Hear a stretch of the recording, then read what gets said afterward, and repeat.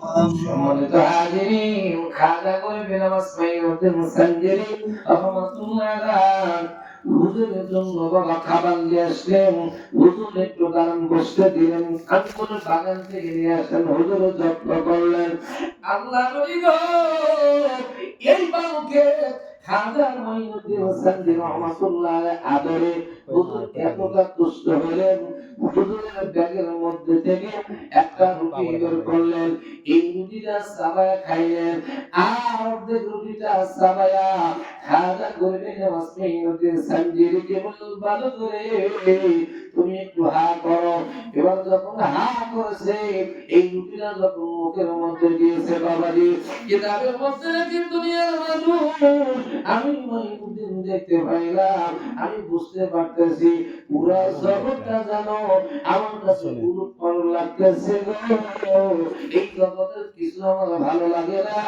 আমি জানো আল্লাহর সাথে কেমন যেন আমার একটা ভাব ভাব হয়ে গেল। সুবহানাল্লাহ, আমাদের বলেন সুবহানাল্লাহ।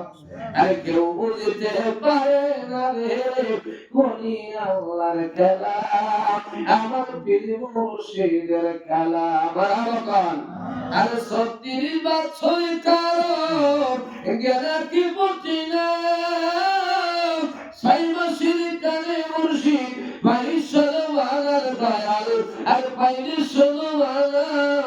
মারহাবা আর মারহাবা। আর জোর করিয়া বুঝতে গেলে তার ঘটে মারম জ্বালা, ঠিক না? আর কেউ বুঝতে পারে না রে পীর মুর্শিদের খেলা, আমার ওলি আল্লাহর খেলা। নারে তাকবীর, নারে রিসালাত, নারে বিলাই আহলে সুন্নাহ ওয়াল জামাত। আপনাকে রাগ করতেছেন? আমার সময় কিন্তু প্রায় শেষ। ৩৮ বাজে ভাইজান বলে চলে আসবে। আমি আপনাদেরকে অল্প টাইমের মধ্যে বোঝানোর চেষ্টা করব ইনশাআল্লাহ। সম্মানিত হাজিরিন, আমি যে কথা বলতেছিলাম, হযরতে আল্লাহর ওলি নিজামউদ্দিন আউলিয়াদের নিজাম ডাকাত নামে পরিচিত। সুবহানাল্লাহ বলেন। এবং তো নিজামউদ্দিন বাবা গো, ইবাদত গেছে অতি আপনার গাতের কাছে ধরেছে, যা আছে সব দিয়ে যাও, তাড়াতাড়ি দিয়ে যাও, নেওয়ার পরে তোমার মন্ত্রটা আমি ফেলে দেব। এবার যখন বেলায়েতের নজর দিয়ে তাকাইছে গো, এবার দেখতেছে এই লোকটাকে দেখে ওনার কেমন কেমন যেন একটু প্রেম প্রেম ভাব লাগছে। সুবহানাল্লাহ, আমাদের সুবহানাল্লাহ।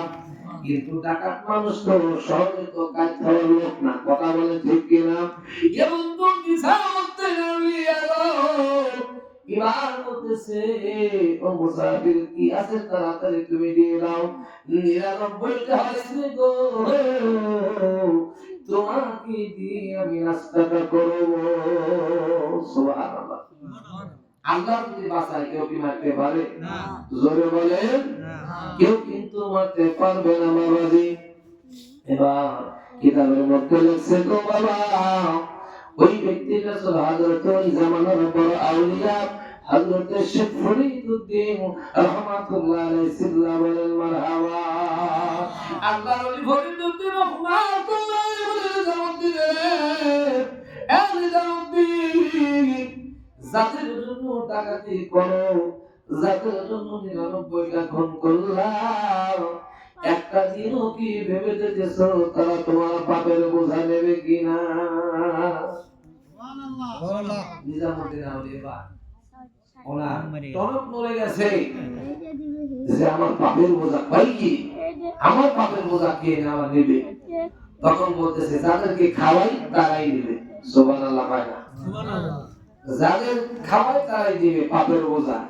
এবার ফরিদউদ্দিন রহমাতুল্লাহ আলাইহি নিজামউদ্দিন কখনো না, নিজামউদ্দিন কখনো না। এবার বলে তুই দৌড়া বাড়ি সইনা যা, দেখতো তোর বউ তোর বিটি তোর বেটা তোর পাপের বোঝা নেবে কিনা। নিজাম ডাকাত করলো কি, শেখ ফরিদউদ্দিন রহমাতুল্লাহ আলাইহি লতা পাতাতে পেটে রাখলো, একটা দৌড় মারছে গো। স্ত্রীকে বলে বাড়ির বিবি রে, আমি তোমার জন্য গহনা আনি, টাকা আনি, শাড়ি আনি, এভাবে তোমাদের জন্য মানুষ হত্যা করি গো, আমার পাপের বোঝাকে তোমরা নিবা। স্ত্রী বলে না না, কোনদিন সম্ভব না। যারা সুদের ব্যবসা করে, যারা হত্যা করে, অন্যের গরিবদেরকে কষ্ট দিয়ে দালালি করিয়া গরিবদেরকে জিতায় দেয়, যারা ওকালতি করে, আছে না? কথা কয় না? তারা হারাম কামাই করে বউকে মেয়েদেরকে খাওয়ায়। একটা দিনকে জিজ্ঞাসা করছে, এই বিবি, আজকে আমাকে ঠকা 10,000 মারছি, আমার কিয়ামতের ময়দানে পাপের বোঝাটা তুই নিস, তোকে 10,000 টাকা ছাড়ি দিলাম। স্ত্রী কি নেবে? না। স্ত্রী বলবে না না, তোমার দায়িত্ব হলো আমাদেরকে খাওয়ানো। কথা কয় না, বুঝেন নাই? স্ত্রী বলবে তুমি কামাই করো, আমরা খাই, তুমি ডাকাতি করো আর যাই করো, লুটতরাজ করো, ওটা দেখার কোনো বিষয় নাই। তোমার সাথে বিয়া হয়েছে, তুমি আমাদেরকে মৃত্যু পর্যন্ত দেখাশোনা করবা, ঠিক কিনা? আমরা কি জিজ্ঞেস করি কোনদিন? একটু জিজ্ঞেস করে দেখে আজকে বাড়িতে যায়, বেবি অমুক দিন এই টাকাটা এইভাবে আসছিল, তুমি তো সুখ খুশি ছিলা, ওই দিনের পাপের বোঝাটা তুমি নিও, আমাকে ওয়াদা দাও। কথা কয় না? বিবি কি পাপের বোঝা নেবে? না, কখনো নেবে না। একটু নিজের বিবেককে বাবা জিজ্ঞেস করো বাবা দিরা, এবং তো যাই হোক না কেন, নিজামুদ্দিন আউলিয়া বিবির কাছ থেকে মেয়ের কাছে চলে গেল, বেটি তুমি আমার পরিবার টুকুরা, তোমাদের সুখের জন্য কত মানুষ হত্যা করলাম, কত মানুষের সংসার নষ্ট করলাম, কত মানুষের লাশ ওই যে জঙ্গলের মধ্যে ফেলাম দিলাম, কইরা টুকরা মিছি রে, আমার বাপের বোঝা কি মা তুমি নিবা? কয় বাবা গো, তোমার দায়িত্ব আমাদের লালন পালন করা, খাওয়ানো, দেখাশোনা করা, পশ্চিম কালেও তোমার পাপের ভার আমি নেব না। আমার অন্তরটা একটু কেঁপে উঠছে, হাই হাই।